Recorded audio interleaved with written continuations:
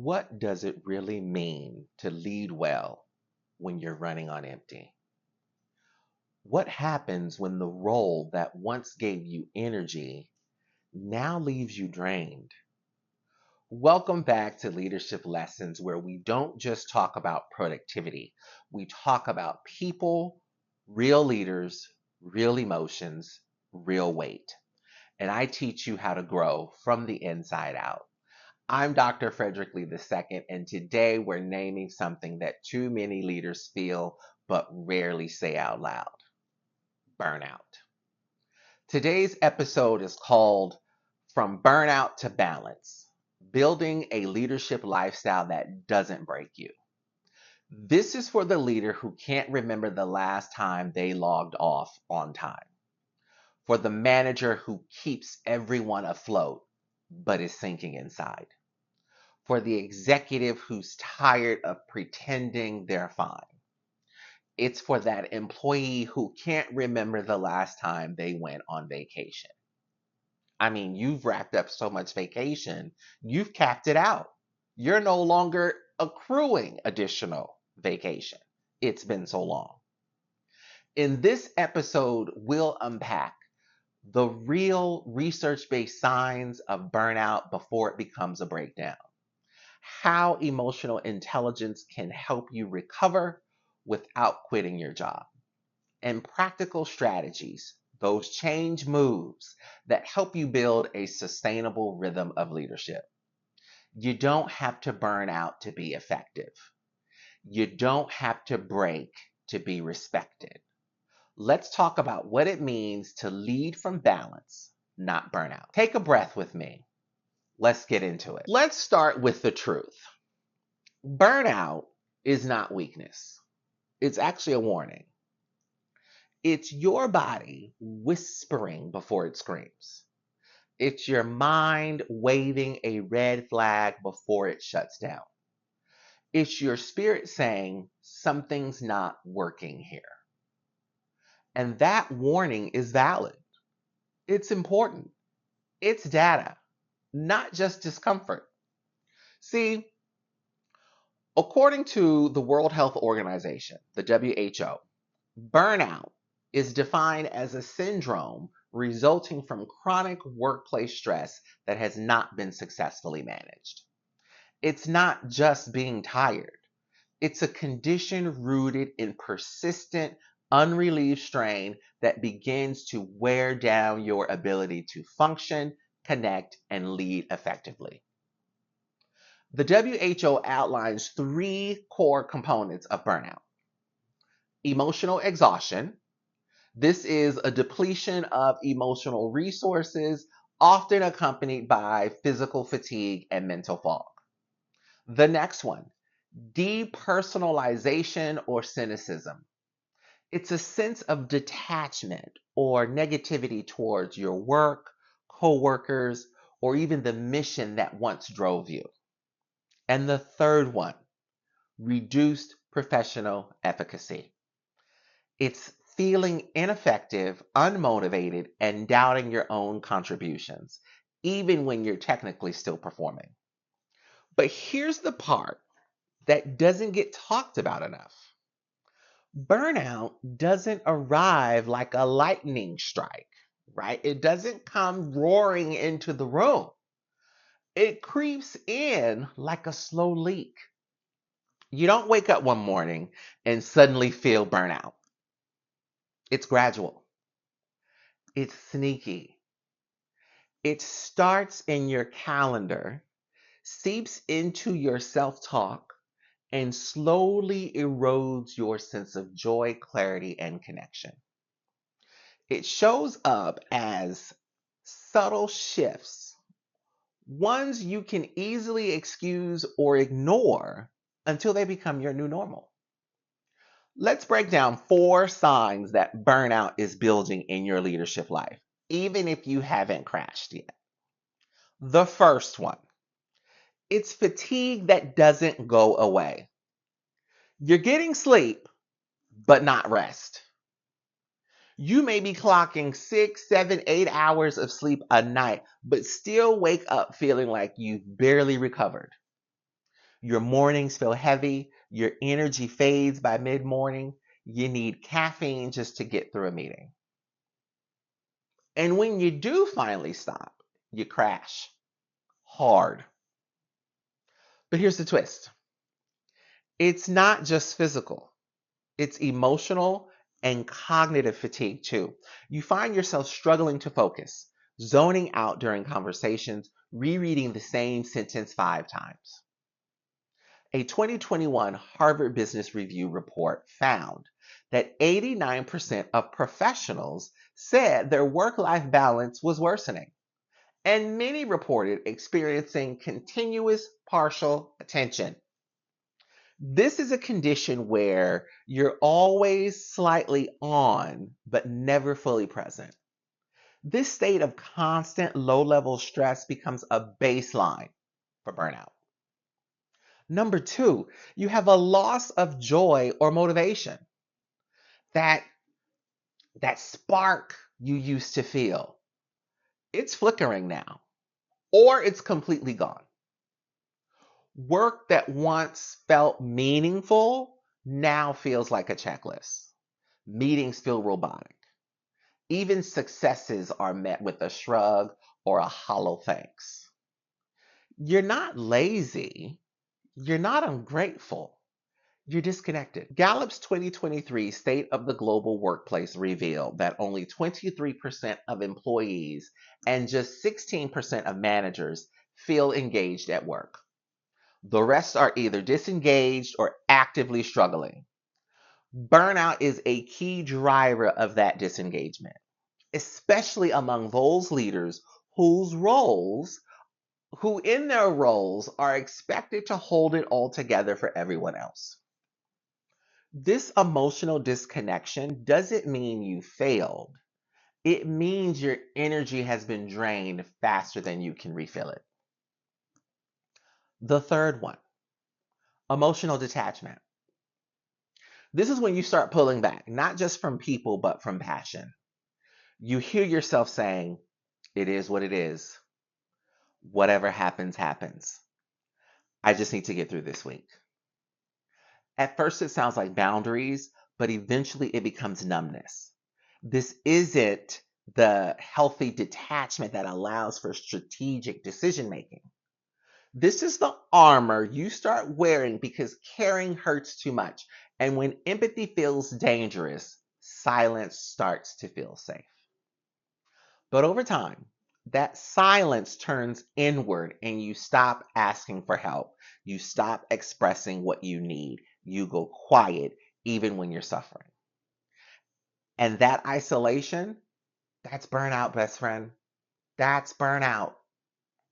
Number four, decreased empathy. This one is hard to admit, see, especially for leaders who pride themselves on being people first. But burnout erodes your capacity for patience and compassion. You find yourself reacting faster, getting frustrated more easily, rolling your eyes when someone needs more time or support. Not because you don't care, but because you have nothing left to give. Research from the Journal of Occupational Health Psychology confirmed a strong link between emotional exhaustion and diminished empathy in leadership roles. See, when leaders are depleted, their ability to respond with care declines, not by choice, but by condition. This shift doesn't just affect your people, it affects you. Because the more you suppress empathy, the more isolated you become. And isolation accelerates burnout. So, what do we do with all of this? We stop pushing through. Because pushing through is what got us here. You have to start doing something differently. We have to start tuning in. We have to start listening to what our body and spirit are trying to tell us. And we turn to a tool that's often misunderstood but deeply powerful. It's emotional intelligence. Because the truth is, Recovery from burnout doesn't begin with quitting your job. It begins with seeing yourself clearly, setting limits honestly, and choosing balance intentionally. And emotional intelligence gives us the framework to do exactly that. Now, let's be clear. Emotional intelligence is not a soft skill. It is a leadership necessity, especially when burnout is looming. In fact, if you want to lead without breaking, if you want to stay effective without losing yourself, if you want to build a leadership lifestyle that includes you in the equation, you cannot afford to overlook emotional intelligence. Dr. Daniel Goleman, psychologist, author, and pioneer in EI research, defines emotional intelligence as the ability to recognize, understand, and manage your own emotions and the emotions of others. And here's why that matters. Burnout is not just about workload. It's about emotional overload. Too many feelings unspoken, too much pressure unmanaged, and too little internal capacity to recover between emotional demands.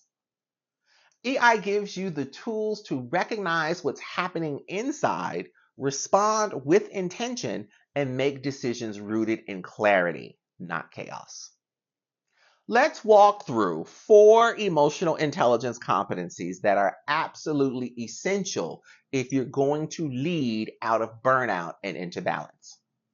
The first one, self-awareness. Self-awareness is the foundation of every emotional intelligent leader. It's your internal dashboard. It's the skill that allows you to feel what you're feeling without being hijacked by it. So let's take a deeper look. It's not just about labeling your emotions. It's about interpreting them accurately. You have to ask yourself, am I exhausted or am I unfulfilled? Am I overwhelmed or am I emotionally unsupported? Am I angry or do I feel disrespected? A 2021 meta-analysis published in Frontiers in Psychology found that higher self-awareness is linked to reduced emotional exhaustion and increased psychological resilience, especially in high-pressure leadership environments. Sometimes when we say, I'm just tired, what we really mean is, I don't feel seen. And if you don't name that honestly, you'll try to fix it with sleep when what you actually need is validation. When you become fluent in your emotional landscape, you gain control over your next move. You stop reacting and start responding. Number 2, impulse control. Impulse control is your ability to pause before reacting. And when you're burned out, that pause can save you.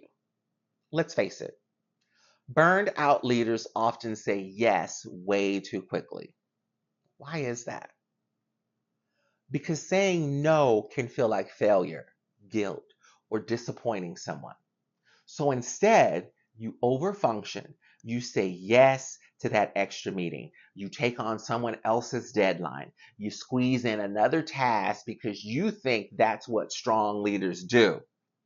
But that automatic yes, it's draining your energy and reinforcing burnout. Research from the Center for Creative Leadership shows that leaders who practice intentional boundary setting and delegation are 29% more effective over time and experience significantly less stress. I'd love to support that, and I need to check my current capacity before I commit. This is a statement that you can say at any time someone is asking you to do more. It's not being weak, it's wise. It's emotional intelligence in action. Impulse control lets you slow down enough to protect your yes and preserve your capacity. Number 3 is reality testing. Reality testing is your ability to see things as they are, not as you fear them to be or as others expect them to be. This is the truth checker of emotional intelligence, and it's especially important for high achievers, people pleasers, and leaders with perfectionistic tendencies. When you're burned out, your inner narrative gets warped. You start believing, I have to do it all. There's no one else who can help. If I take a break, everything will fall apart. But see, is that really true? Or is that trauma thinking disguised as responsibility? The Stanford Graduate School of Business found that leaders who model unsustainable workloads create cultures of unspoken suffering, where exhaustion is normalized and asking for help is stigmatized. You have to ask yourself these 3 questions. Would I expect someone else to operate at this level without support? Am I doing this because it's essential or because it's expected? If someone else described my workload to me, would I call it healthy? See, reality testing helps you zoom out. It helps you challenge inherited norms, unspoken expectations, and invisible labor. Because you can't heal from a system you're still pretending is working. The 4th EI component is stress tolerance. This is where emotional intelligence meets endurance. Stress tolerance doesn't mean ignoring stress. It means expanding your capacity to handle it without internalizing it. Let's be honest. Not all stress is bad. Leadership comes with real pressure. But when stress becomes constant, unrelieved, and emotionally unregulated, it turns into burnout. That's why emotionally intelligent leaders create rituals of restoration. These are not just vacations. These are micro restoration. 15-minute breaks between meetings. Protected no meeting mornings. A walk without your phone. Logging off at the time you said you would. A Harvard Business Review article found that leaders who intentionally build recovery time into their work week demonstrate better decision making, stronger team relationships, and lower burnout symptoms across the board. You don't need a silent retreat in the mountains. You just need permission to pause. Stress is inevitable, but burnout is preventable if you're willing to stop glorifying the grind. Let's pause here. See, each of these emotional intelligence competencies, self-awareness, impulse control, reality testing, and stress tolerance, aren't just theoretical. They are daily leadership practices that allow you to shift from survival mode to sustainable momentum. They help you lead without breaking. They help you connect without collapsing. They help you build a leadership lifestyle that actually has room for your full humanity. Because here's the truth. You can't lead others well if you're abandoning yourself in the process. Now let's move on from insight to action. Here are the 5 change moves that are designed for leaders who are burned out but not broken, for those who want to keep leading without losing themselves. Change move number 1, schedule rest like responsibility. Treat rest like a deliverable. Put it on your calendar. Protect it. Leaders who prioritize recovery time increase their decision-making accuracy by 32%. Add that 15-minute rest zone between meetings and don't apologize for doing it. And stick to your guns. Hold yourself accountable to it. Change move number 2, build a check-in cycle. Create a safe space with 2 or 3 people where you can say, I'm struggling. What's something you're carrying this week that others can't see? That's a great prompt to use. Psychologist Susan David notes that naming emotions in community increases psychological resilience. Change move number 3. Use boundary scripts. Practice saying, I'm at capacity. Can we revisit this next week? Let me think that over and get back to you. A study in Journal of Management shows that boundary setting reduces burnout risk by 41% in mid to senior level leaders. Change move number 4. Track your emotional load. Each week, create a log and ask yourself, what did I carry emotionally this week?